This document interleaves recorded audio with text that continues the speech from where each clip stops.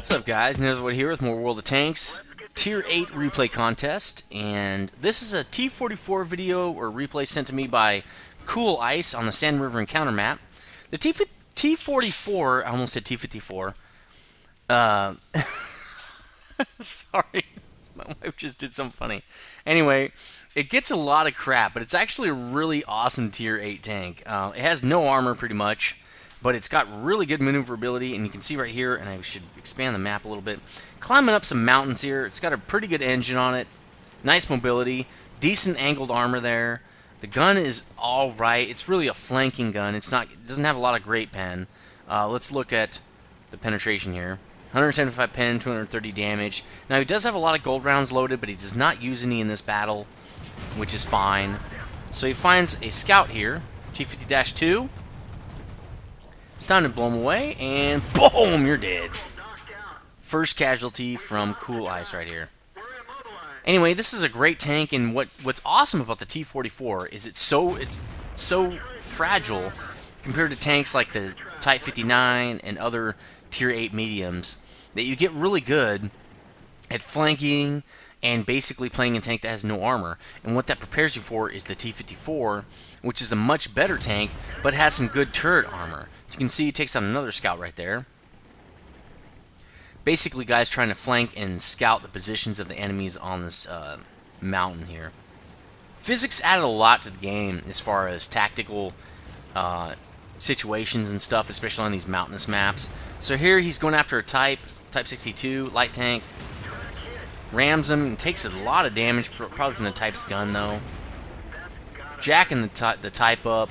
Another scout, but the Type is kind of weird. I've never really played it, but it's kind of a scout slash medium. It's not really a scout, it's not really medium. It's really a pretty good tank. I just didn't really want to buy it when it was on sale. Now he's got some nice shots on these big heavies in lane 6 right there. Looks like their whole team is there. Bad idea. Hellcat gets taken out, which is nice.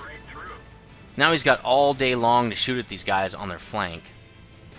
So he's backing up a little bit. I'm not really sure what he's doing right here.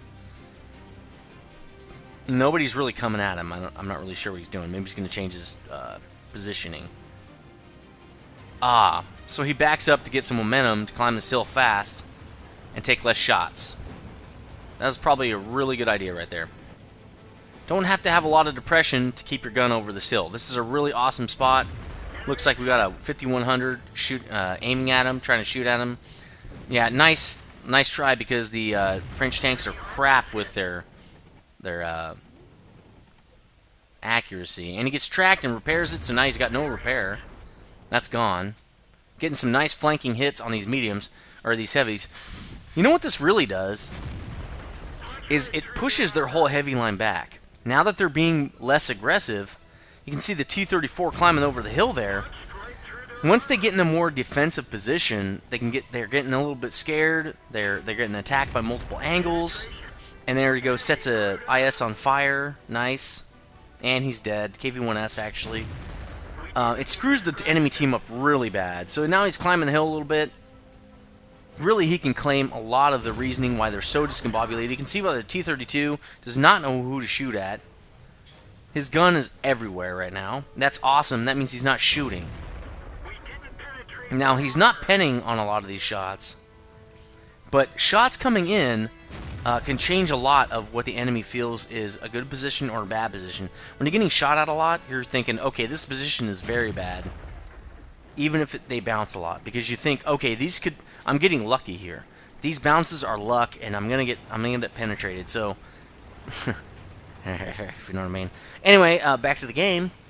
So nice work right there, helping his team basically crush the pinnacle of the enemy opposition. Looks like they took a couple of friendly hits right there. But we got the Super down to 7%, and Tiger P and T-32 are really low as well. Now he comes up to join the fight, and he notices that the IS-3 is kind of behind him. This is something you need to pay attention to, and it's a good thing he did, because this guy could really screw stuff up for you guys. Not only is it just a low versus these two heavies, but the IS-3 is very close to clearing out their base. Now he's going to attack these guys because they're so low, and the low's having a hard time. Boom, the Tiger P is dead. T-32 is left at 300, no problems. Using his, oh, nice hit right there. Using his medium mobility here to do a circle move to take him out. There's no way he's going to be able to follow him.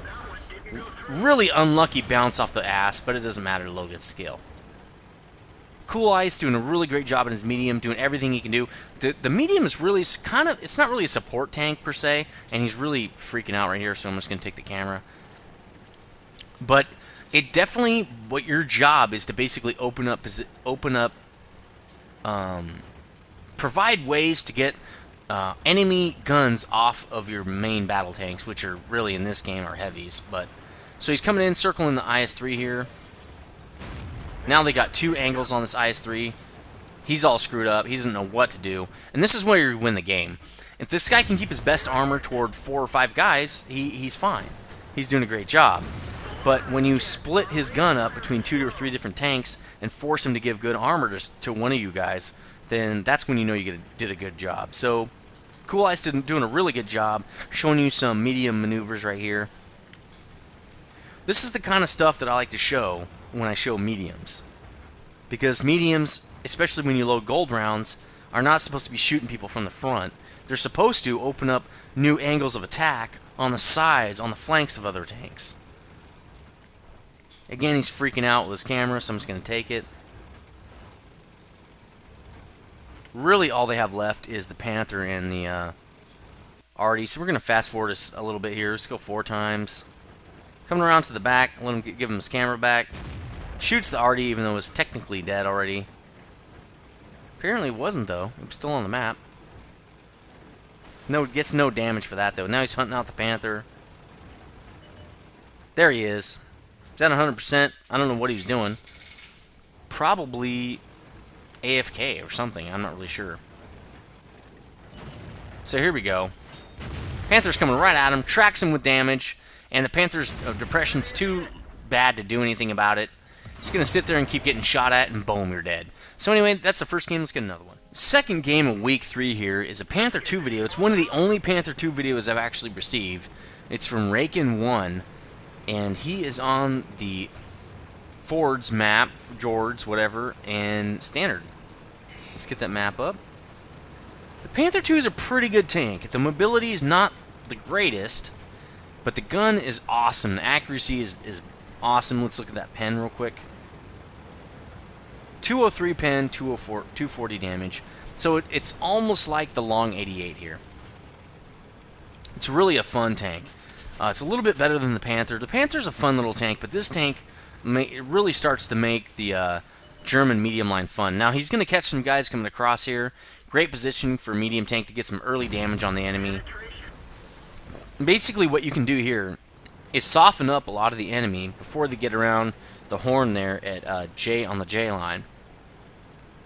Makes it a lot easier for anybody going south, which nobody is. So that really sucks for Raken here. It really sucks when you got no heavies going south. That's a big problem. So now he's got a Tiger 2 and a T-150 going south, and nobody's there.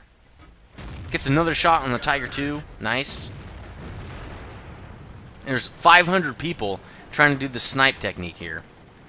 That does not bode well, you know. When nobody goes south, it does not bode well on this map. So we got a I thought I saw a PZ-10 here. The gold tank. Yeah, there it is. Gold tank, T-71. Lots of enemy over here. Already a dead tank there.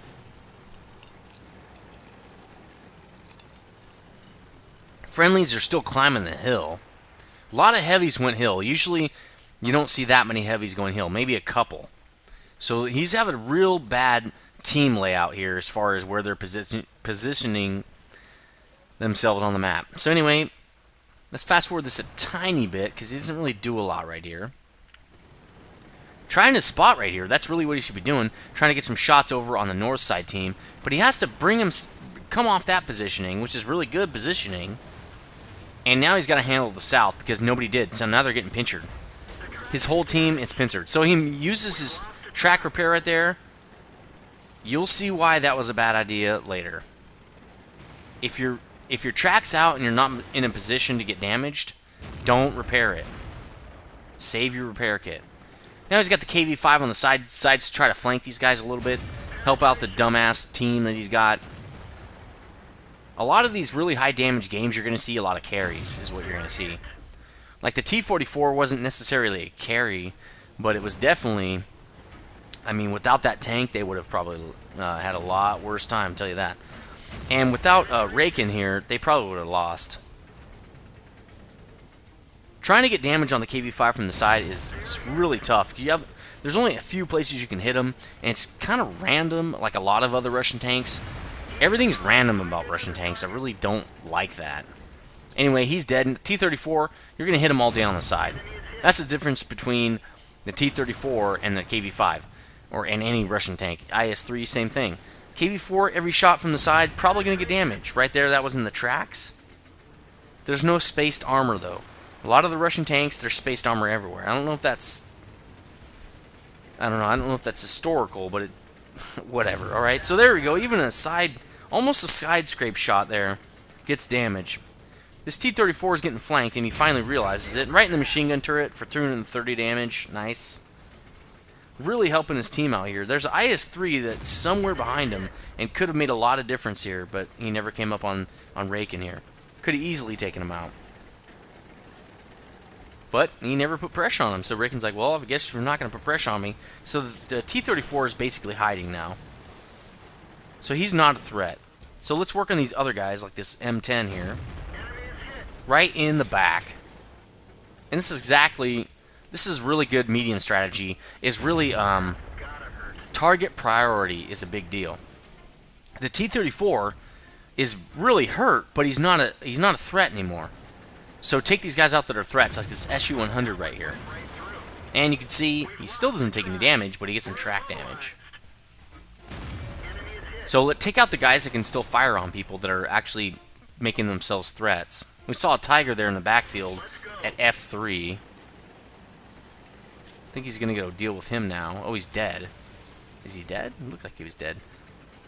Okay, so he's finally ready to handle this T-34 because he already took out the rest of the threat here on the south side. He's one shot from death. And now he gets... Hold on a sec. He gets tracked and damaged the same way that the Panther 1 did on the previous match. Did you see that? So he doesn't have the depression now to get the T-34. But the T-34, if he plays his cards right, can basically take him out. So let's see what happens. He's at 7 seconds. The reload might not be fast enough. There we go. Ammunition rack's dead, but the track repairs. And that's where the T-34 made the mistake, and he's dead. He should have kept him tracked and damaged right there on the corner. Just like we saw in the previous match. So here's the problem with using his repair kit right there when he didn't really need it. Now his ammo's damaged and he can't repair it. That's usually what happens when you use your repair kit on your tracks and it's really not necessary. And then Lady Luck says, okay, well, let's take out your ammo rack instead. So he's just trying to get out of this ditch now. It takes him a little bit to figure it out. Finally goes up and around. Dash 2 coming up behind him. That could be bad. I don't think he saw that on the minimap.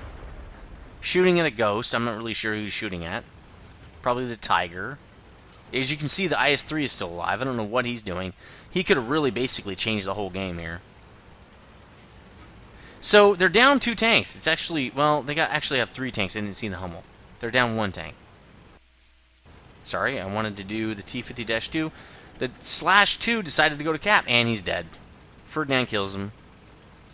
He probably should have took out Raken here. Although Raken's at 642, and the /2 was at 1 shot. Fast forwarding a little bit, he's going to go back to cap, he's going to RTB. I think he thinks the IS-3 is here. Because I don't think the Tiger could really get over here. And they're usually not that ballsy.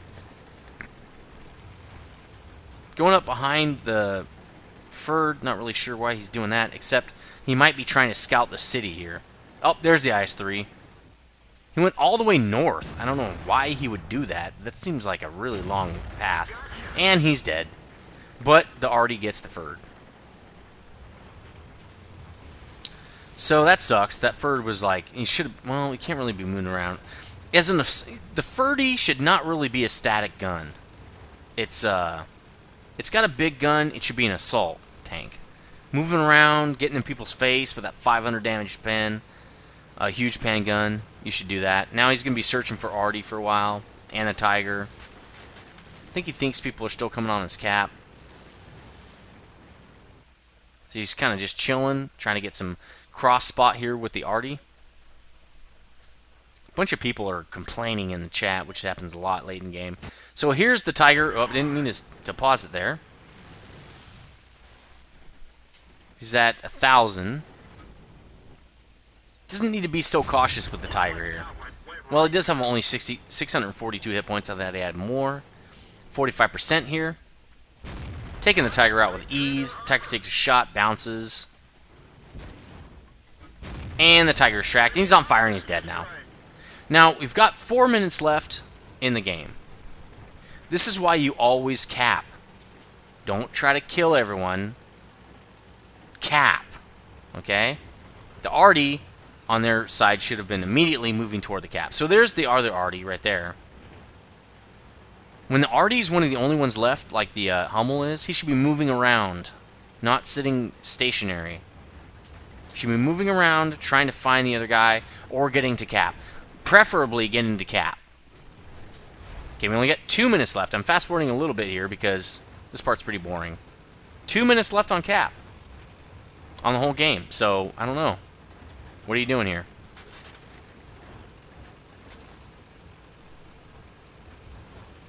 He's going for the cap, I think. I don't think this is enough time. He's in the cap now. 1 minute, 28 seconds left. Not enough to cap. He's going to fall short by about 6 seconds. Or yeah, 6 to 8 seconds here. I'm not sure if he realizes it. If not, you probably should download this mod that tells you how much time you have left and in the cap. Yeah, the Hummel should be capping.